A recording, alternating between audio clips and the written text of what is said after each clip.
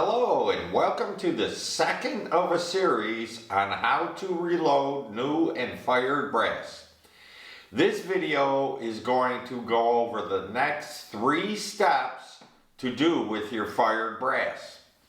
We got annealing, checking the primer pockets, and cleaning the primer pockets. I will show you the methods that I use, plus some helpful tips. If you found this helpful, please click the like and subscribe buttons below. If you'd like to become a member, get a Hit the X t-shirt, download files, or donate to help me help you, click the Memberships Buy link below the video. Thank you for watching and hope to see you all subscribe and follow along in this learning experience. Okay, so our first step, we're going to get on with annealing.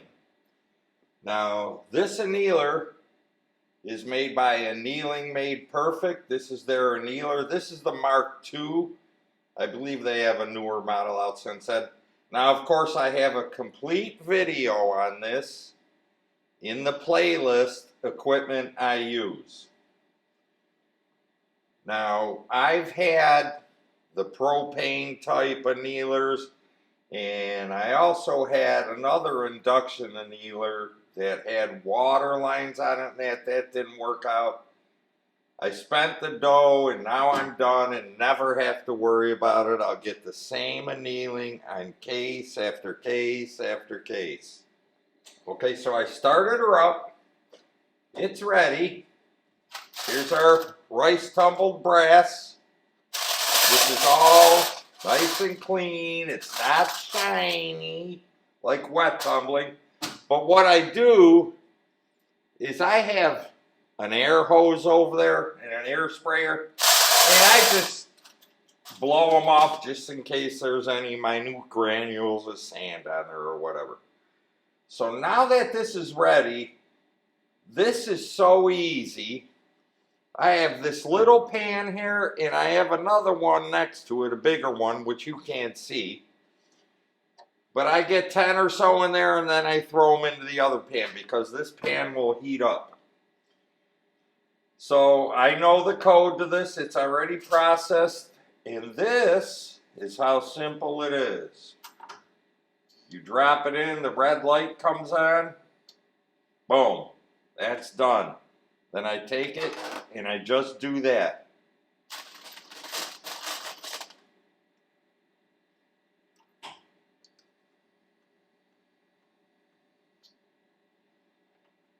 And this also keeps a count up here of how many I've done. I've done 2. Now I know that these are all annealed exactly the same way. It's what I love about this. It costs dollars. Yes, it does. But one thing for sure, and pay attention to this please, is you must anneal every time you reload.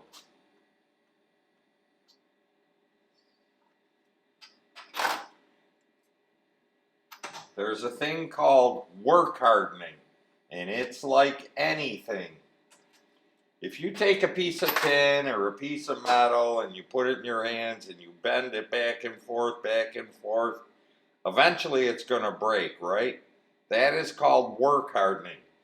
Now you want this brass to have the same hardness as every piece of brass, or softness, whatever you want it. Call it.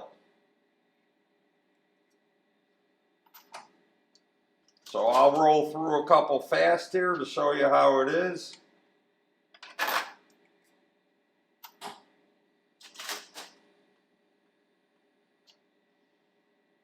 It's rather boring,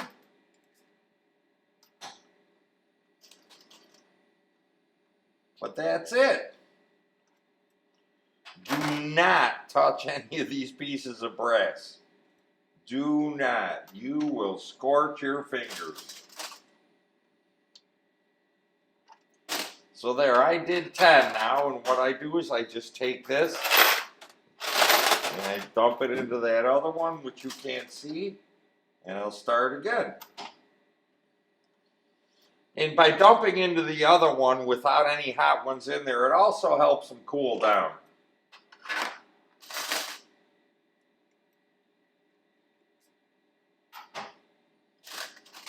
So that is the whole thing to it. This makes it so easy. With the gas ones, the problem I used to have is you just cannot keep that flame at the same pressure, and you really don't know if they're all annealed the same. You might have it on a timer, but that flame could be going to different temperatures and so forth, so you really don't know. And then some people use guesswork. Well, do it till it turns red hot, do it till it's just getting ready to turn red. That is just way too much guesswork for my comfort zone, that's for sure. So I know these are all the same. So I'm not going to show you do all 93, but our next step will be checking the primer pockets with a go, no-go gauge. Okay, so our brass is annealed. Now our next step is to use these go, no-go gauges to check our primer pockets. Now these gauges are made by ballistictools.com. I believe at the time I got them, I think they were like $16 a piece or something, so now I'm sure they're more, like anything else. So what we want to do is check the sizes of the primer pockets. Now, this is Lapua brass, so I really don't have to do this, and I usually don't do it till at least, 10 or more firings, because I know this brass. I don't run heavy hot loads in it, so that is not stressing out the primer pockets at all.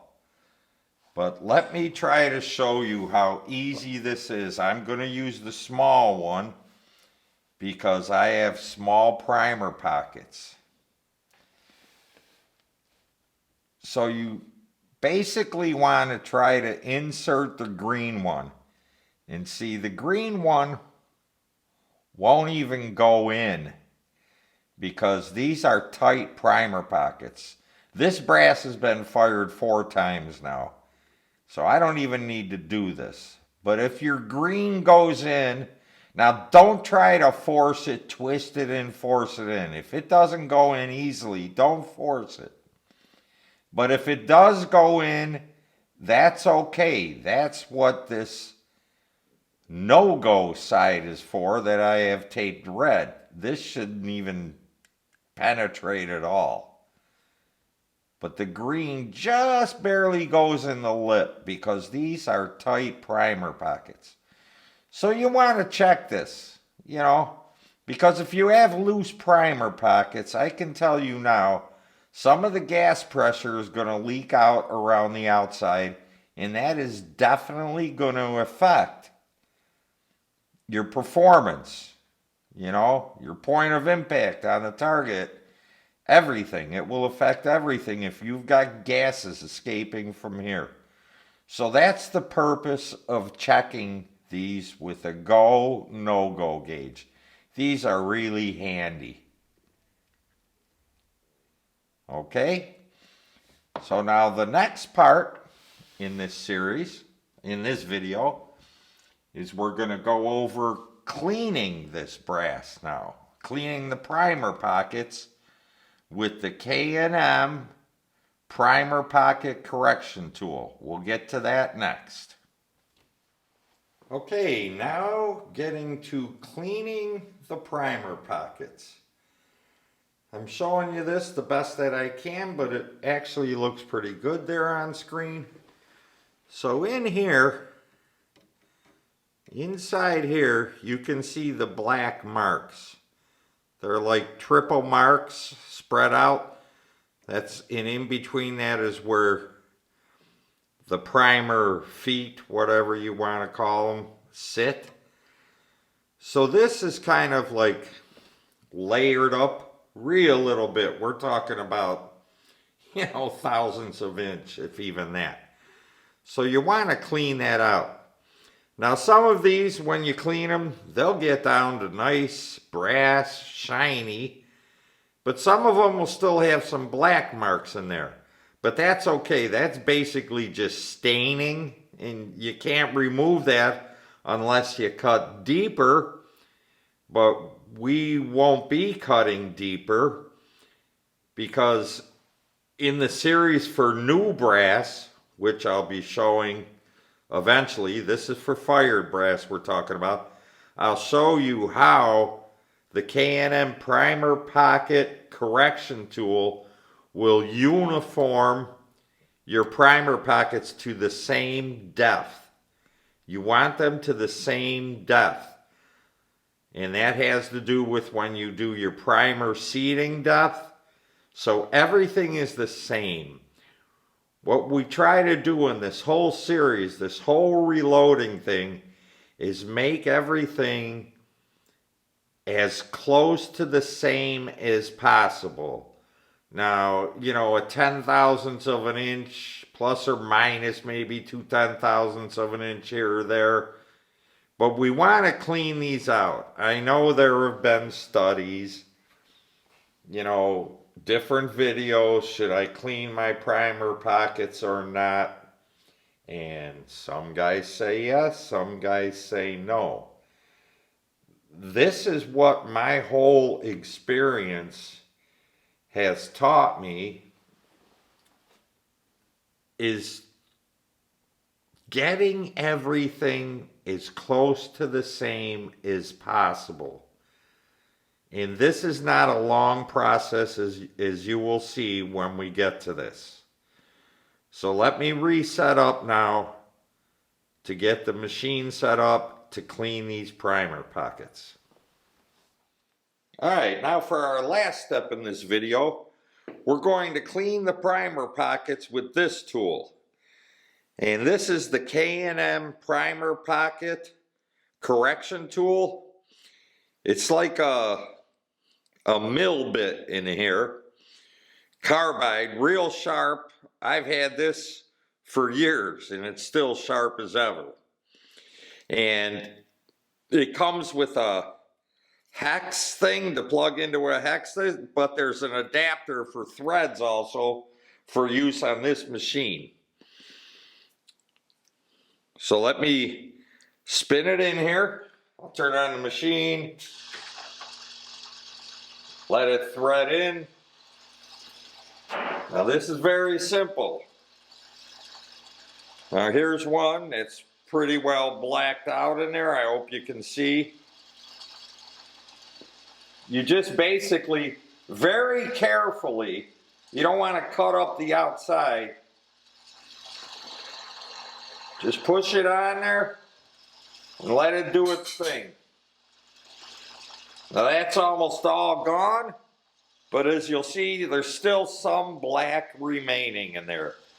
You're not going to get it out. As I said, that's just like stained, but it's getting the caked on part, that's sticking upwards. And this is the same tool that we're going to use for preparing new brass for fire forming, only we'll be cutting brass. So there'll be brass shavings and you have to take it out. And I got this little brush here I use just to clean it, but I'll show you that when we get to there, but it'll actually be cutting brass. Now sometimes after the first, second, or third firing or something, you might even be taking brass off, because sometimes, depends, it'll push up on the back of this pocket just a bit and you'll slightly take off a shaving of brass.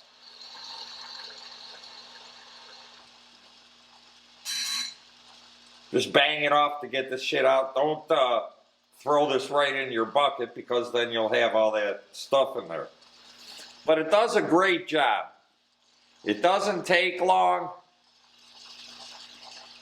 There'll be some black staining and some. I was hoping to get one where some of them, it'll go right down to the brass.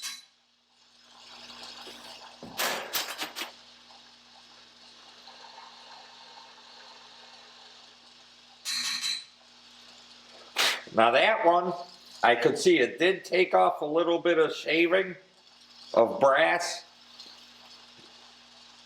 I don't know if you can see it in there.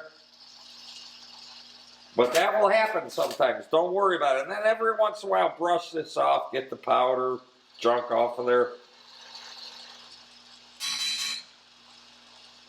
And that's it. It doesn't take long. But at least we know they'll all be the same now.